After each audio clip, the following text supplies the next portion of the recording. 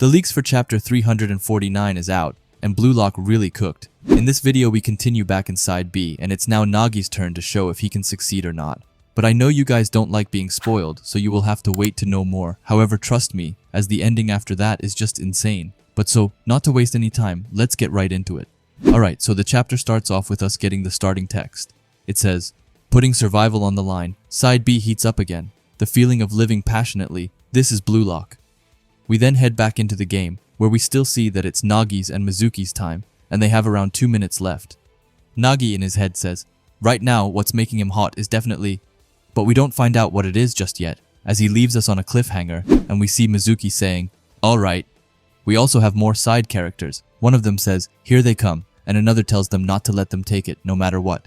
But we then leave those trash characters and get to Nagi, who continues his speech. He wonders if what's making him hot is because it's a survival game with his soccer life on the line. But after that, he says that surely that can't be the only reason.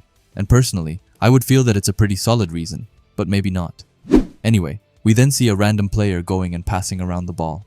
Nagi goes to hunt the ball down while still being in his thoughts. He says that for the first time in his life, he is not using someone else as an excuse. He's acting on his own will, fighting on this battlefield alone because he is trying to survive. We then move to Mizuki, who just looks super lost.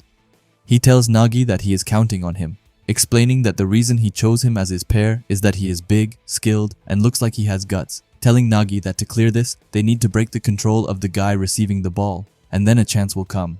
Nagi tells him, alright, and that he understands, but asks him what he can do. After that, in the next panel, we actually see Mizuki looking fired up as he tells Nagi that he can run a lot, which we then see him starting to do as he goes hunting for the ball. Nagi looks at him and tells him that they can go with that, but even then, the background NPCs are holding onto the ball extremely well.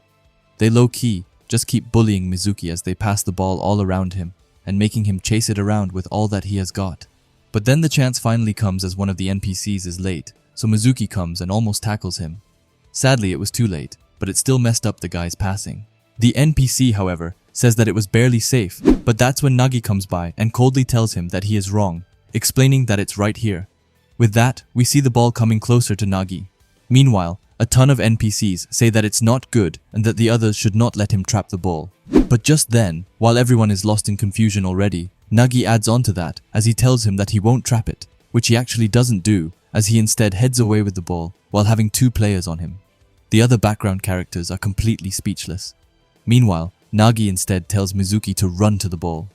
Mizuki is going towards it and looks happy as he announces that it's his ball. But sadly, when everything was going so well, we then suddenly see a swarm of background characters, like, I'm talking a lot because I can almost see 4 of them running to stop Mizuki. They aren't stopping him nicely either, as they block him with their bodies before they then take their hands in front of his face, which, come on now, that's too far. But I guess that they really meant it when they said that they wouldn't let him get to it. Anyway, Mizuki is obviously struggling a ton, as we can just hear how annoyed he is. But even then, he still manages to extend his feet just enough to then touch the ball and send it into the air. He tells Nagi to please get it. Nagi, who is still being held back by 2 players, even then tells Mizuki that he has got it. We then move into his head, as when he looks at the soaring ball, he explains that it's as expected, and it sounds like he has finally realized how it is, thinking that live or die, a ball with life on the line. With that said, it seems like he thinks back to a ton of moments in Blue Lock, as he says that only within that exchange of egos can this heat be born, that brilliance cannot be born, and life won't change. With that, he says that he is something, but sadly, that will also have to wait, as instead, we see him jumping towards the ball while thinking about Isagi. He thinks back to the last time that he saw him, and the time that he screamed out Nagi's name, telling him not to quit soccer. With that in the back of his mind, he says that from here on, he will live again, and that's not all. But the trap that Nagi does here is absolutely amazing. He has yet again his demon aura around him, or maybe I should say skull, but whatever it is, it looks insane.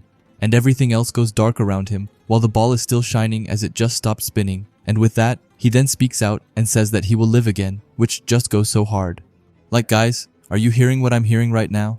Anyway, after that, he decides to speak with Mizuki out of nowhere. He asks him if he knows, explaining that humans shine, and asks him if he understands. Mizuki, who is just down on the floor after being absolutely manhandled by a bunch of NPCs, holds his finger up and tells him that he just saw it, referring to how he saw Nagi shine, which is also so insanely sweet. With that done, we then see the screen, which says that both Nagi and Mizuki have gotten the ball and that they have cleared the birdcage, and with that, they have broken through the first stage of Side B. With that finally done, we then move to the blue lockers, and now I mean the real ones.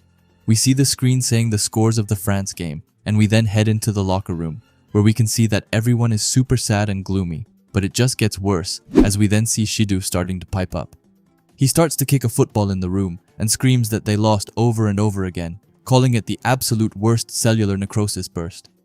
Shido then turns around towards Rin and tells him that it's all because of him and calls him a nuisance, telling him that it was an indigestible diarrhea match. Which, yeah, that just sounds weird, and his language needs to be worked on.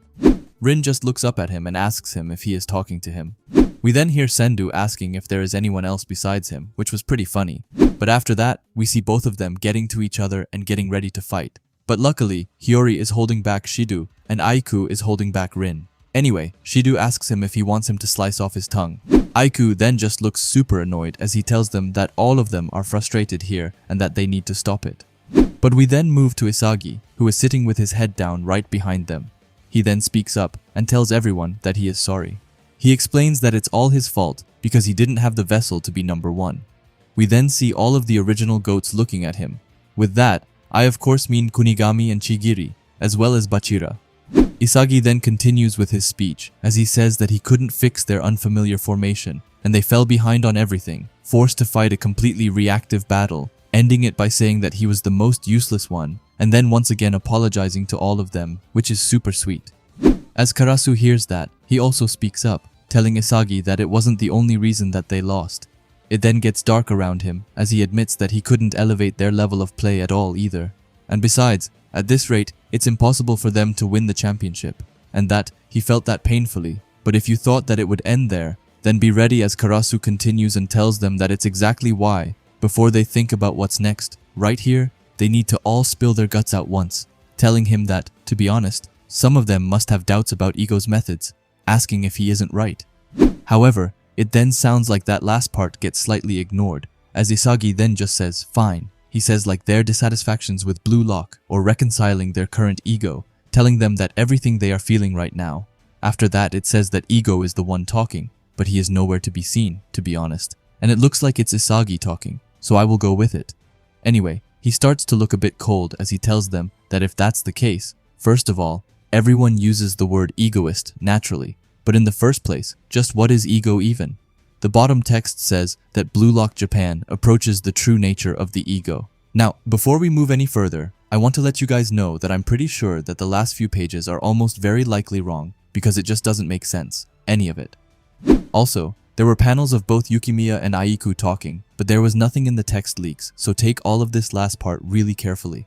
Anyway, I can let you guys know that there will be no break next week, which is just so nice to hear. On top of that, the next chapter will be called Ego. Now, I don't know about you, but I have a big feeling that chapter will be awesome. Like the players have just started to kind of doubt everything with Ego's methods, and started to wonder what Ego really is. With that said, I think that Ego will then arrive in the locker room and give one of his insane explanations and lectures to them, which he always does. When reading that back, it was a lot of Ego words thrown in there, but hopefully you are following along. Anyway, with that said, this chapter was really good. I also like the Side B stuff, but I wonder how much more of Side B we will see, or if we will even see anything more. Let me know your thoughts down below and what you thought about this overall chapter. Anyway, if you like Blue Lock and videos like this, then I would highly suggest you subscribe to this channel. And while you are at it, leave a comment and a like. Also, if you can, hype the video down below, as it helps out with the algorithm a ton. And if you are curious to see another video of mine, then please watch the video that will be popping up on the screen now. Anyway, thanks for watching and have a great day. Bye.